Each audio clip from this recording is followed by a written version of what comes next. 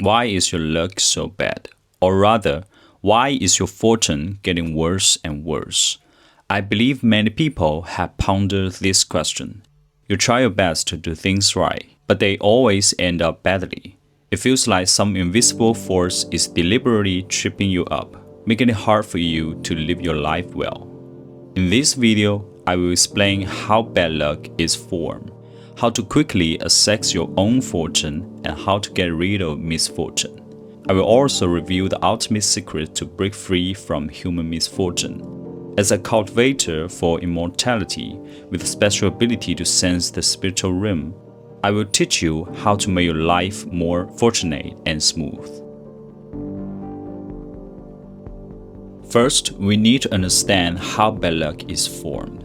Whether it's a good luck or bad luck, the essence of fortune is actually the flow of energy. This energy can come from the external environment or from the individual. For example, some natural environments are particularly beautiful and full of vitality. In the unseen spiritual dimension, the energy behind these environments is clean and full of life.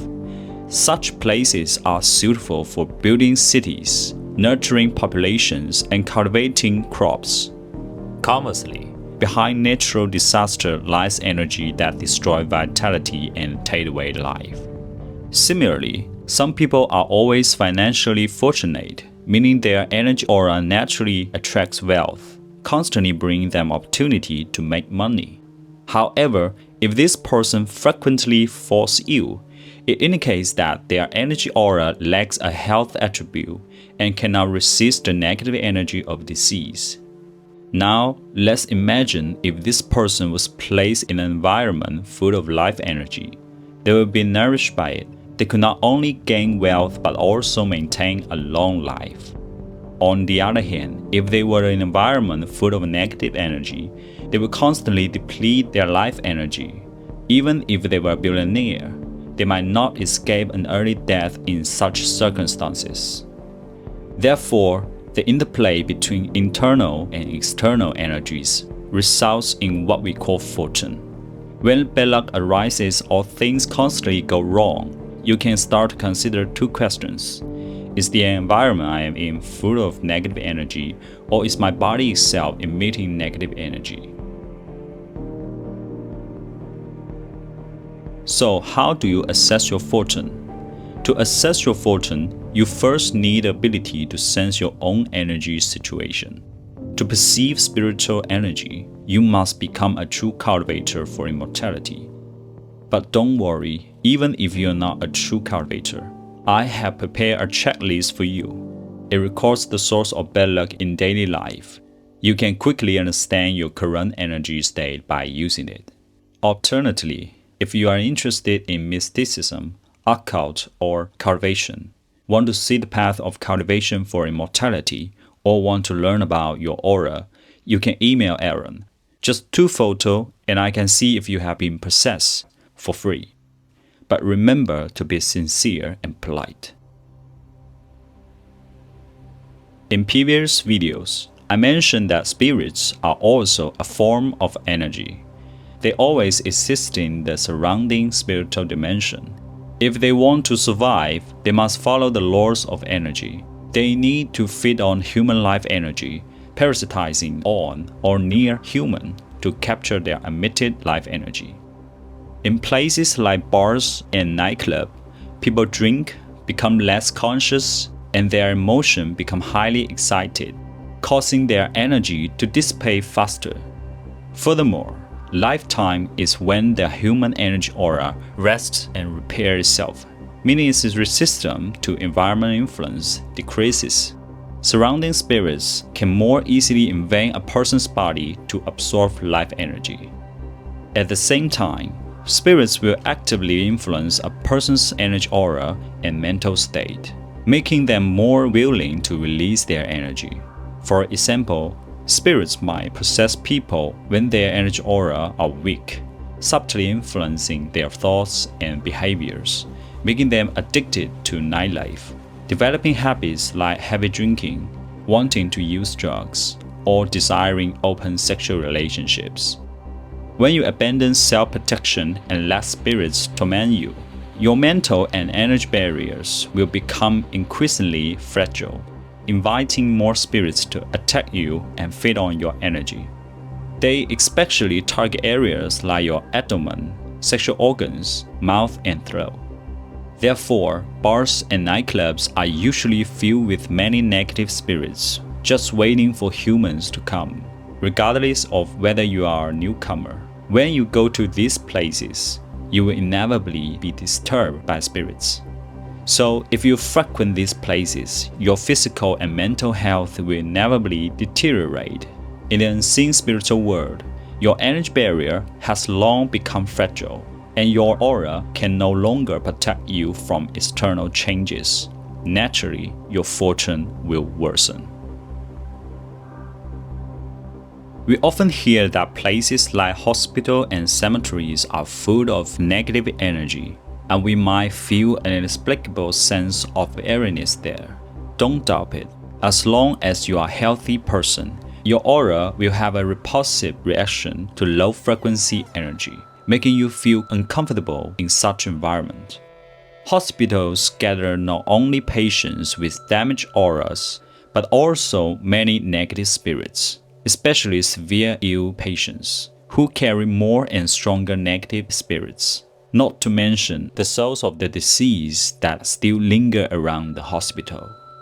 All spirits need energy to survive. Even those who were once human after death must compete for energy of the living. Those who die unwillingly might harbor deep resentment towards the living. With no legal constraints, these ghosts are more likely to harm the living. Similarly, cemeteries are no different. Avoid going to them if possible. Hospitals and cemeteries are where ghosts gather the most and are the easiest place to harm people's mental and physical health. Spending too much time in these places will coat your entire body with a layer of turbid energy flow. You might ask, what about doctors who cure diseases? Does working in a hospital affect the aura? The answer is yes. Both physical and mental illnesses indicate that a person's energy aura has become weak and prone to possession. When patients have chronic physical and mental illnesses, it means that specific body parts have already been parasitized by certain spirits. When a doctor comes into contact with these parts or spends too many time near them, the patient's aura will definitely affect the doctor's aura. Just like ink pollutes the clean water, even the healthiest person will be affected, not to mention that doctors interact with many patients daily. In fact, doctors' aura are often worse than ordinary people, with diseased energy clusters mainly attaching to their hands and eyes. What's most surprising is that the doctor's action might also displease the spirits attached to the patient, because it's easier for spirits to parasitize and feed on half-dead patients, and doctors obviously hinder this. Therefore, doctors are also a group prone to revenge by evil spirits. Why do some sensitive people feel that doctors have a cold energy aura? It's not only because the doctors carry the diseased energy clusters from their patients, but also because they are associated with too many spirits. Thus, doctors really should practice cultivation. Only true cultivation can protect their lives. Energy also has a characteristic. It can be restrained and stopped by water flow. For example, when relatively weak spirits wander to the edge of water flow, they will be stopped by the flow, making it difficult for them to cross smoothly. Over time, more and more spirits will gather by the water's edge. However, if the water is flowing, like natural rivers, streams, or lakes, the flowing water can carry away these spirits. But if the water is artificial, such as man-made canals, rivers, ponds, etc., then this water is not naturally flowing and will become more and more turbid and foul, which is called stagnant water. This kind of water will not carry away spirits. and groups of spirits will be blocked at the shore. Such places are also hotspots for drowning incidents. The gathering of negative energy will attract more water ghosts and water yaoguais waiting there. By drowning humans, they quickly capture the last of their life energy, which is how this type of spirits cultivate. Thinking about why those who drown accidentally sleep or suddenly want to swim. Because the spirits near the water interfere with human minds and like to cling to people's legs, looking for opportunity to kill them. So be sure to stay away from stagnant water and do not live in houses near stagnant water. Some people enjoy thrilling outdoor activities, but this idea is very dangerous. Firstly, places like abandoned buildings are definitely homes to countless homeless ghosts. Remember this saying, if people don't live there, ghosts surely will. Consider how many people die every day worldwide. There will be just as many new ghosts. Therefore, abandoned buildings are always full of spirits in groups. When you go exploring, you are undoubtedly disturbing their lives, and they will certainly be angry. Moreover, those who enjoy activities in abandoned buildings are typically seeking mental stimulation. Once they are truly frightened, their mental state becomes unstable, which in turn destabilizes their energy aura, making them more susceptible to possession. This is why some children return from such places and seem like completely different people. Their heads have already been parasitized by other spirits. Evil spirits disrupt a person's personality, thoughts, and behavior. Similarly, desolate wildernesses follow the same logic. The spirits of deceased animals and plants, also known as yaoguais, live in nature. Secluded, narrow, and quiet places are exactly where they had been cultivating for years. Many people enjoy seeking thrills in nature but lack the ability to perceive the quality of energy. As a result, they often end up in places where yaoguai cultivate, touching strangely shaped stones or trees. Ultimately, they either accidentally get injured or bring some spirits back home. These spirits are likely to attach themselves to your feet or hands because you contacted them through these body parts. Some might say, I don't like outdoors. I stay at home and only see thrills from horror works. That should be fine, right? Actually, it doesn't help. Even at home, as long as a person's mental state is unstable, they will still attract spirits from the surrounding environment. In fact, it goes far beyond this. A fundamental rule of spiritual energy is that energy is not constrained by time and space. For example, this article I'm writing carries my current energy.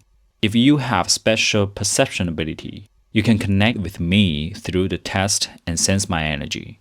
Conversely, when you leave a comment, I, with my special perceptive abilities, can sense your energy through your words. Why? Because the essence of the word is energy. In reality, any creation comes from a specific individual, and it is associated with that individual's unique identity, thoughts, and energy. An individual with special perception can transcend material time and space to perceive the creator's energy behind the work. Therefore, anything you see, text, images, music, etc., will connect to the creator behind it. Guess who the creators behind the horror works are? Are they humans? Certainly not. Those hellish, gory, bizarre, and horrifying inspiration cannot come from an experienced human. This inspiration from horror elements must come from yaoguais, demons, monsters, and ghosts. They are the only ones with this kind of experience. They influence the thoughts of human creators, transmitting the terrifying elements of the spiritual world, or even their own appearances, to human authors for them to create. When viewers encounter this work and develop a conscious interest, they connect with the spiritual creators, be drained, or even possessed. Why do so many people, once addicted to horror works, develop a heavier taste? Because only by keeping humans hooked can spirits get a continuous energy source. An evil works is essentially no different from an evil religion. Of course, human authors and artists are also victims, unaware of the reason behind this. So, if you're obsessed with horror works for a long time, there must be bloodthirsty spirits perched above your head driving your insane thoughts. It's not just deceased souls. Those yaoguais and demons yearning for reincarnation as human also has a strong attachment to human life forms. Why is that? Because the spiritual realm, aside from paradise, is extremely harsh, strictly follow the laws of jungle. Most yaoguai and ghosts do not like the lifestyle of the spiritual realm. They prefer to have the chance to reincarnate as humans. Therefore, more capable spirits prefer to possess revered statues, such as divine figures. Spirits of lesser ability choose to attach to popular human bodies, like attractive celebrities. Even weaker ones might opt for cherished humanoid objects, like dolls. When a person shows interest in possessed objects, their own energy can be transmitted through their thoughts and absorbed by the spirits. So those famous public figures or statues that people go crazy over likely have spirits with strong enchanting powers residing in them. It is not just humanoid forms. Anything in a shape that humans adore can attract spirits to possess it. Hence, places like churches, theme parks, or malls filled with statues inevitably house various spirits, big and small. The more beautiful or peculiar the object, the more dangerous it is. If you spend a lot of time playing or working in such places, your energy aura will naturally deteriorate, and you might even begin to feel somewhat slipped in personality. This one might come as a surprise to everyone. Although modern society views abortion as a woman's right, it indeed has extremely negative consequences. I must clarify here that I'm not advocating for religious doctrines. To understand why abortion is harmful, we must first understand the rules of reincarnation and the birth of souls. The moment a human zygote is created, it means a ghost has won the chance for reincarnation. The entity leaves the original ghostly spirits and enters a new infant soul. The zygote is the material carriers of this soul. As I mentioned earlier, opportunity to reincarnate as a human are extremely rare. Many spirits have to wait many years, maybe decades, centuries, millennia, or even longer to get the chance. So when an abortion or accidental miscarriage occurs, it means that this soul has lost its chance to reincarnation. A soul filled with life energy instantly becomes a ghost again, a process accompanied by intense pain and resulting in powerful negative energy. This is why most infant spirits have strong grievance. In other words, aborted infant spirits usually turn into vengeful ghosts. More importantly, the energy aura of newborn souls are closely related to the aura of their parents, resonating on the same energy frequency. The dead infant spirits cannot, nor do they know how to, leave their parents. Moreover, since aborted infant spirits do not have tombstones, where else can they go? They can only stay with their parents. Therefore, anyone who has had an abortion, whether a woman or a man, will certainly have an infant spirit attached to them. Whenever I talk to such people, the infant spirits behind them come to me and cry, and the negative energy they release made me feel uncomfortable. I have also observed that these infant spirits often attach themselves to their parents' stomachs, backs, and calves. One can imagine how much they long for the happy childhood. If those who have had abortions do not deal with this issue, they must endure a powerful mass of negative energy, which will eventually lead to health problems in the corresponding body parts. Perhaps the grievance of body infant spirits are a divine punishment for irresponsible parents.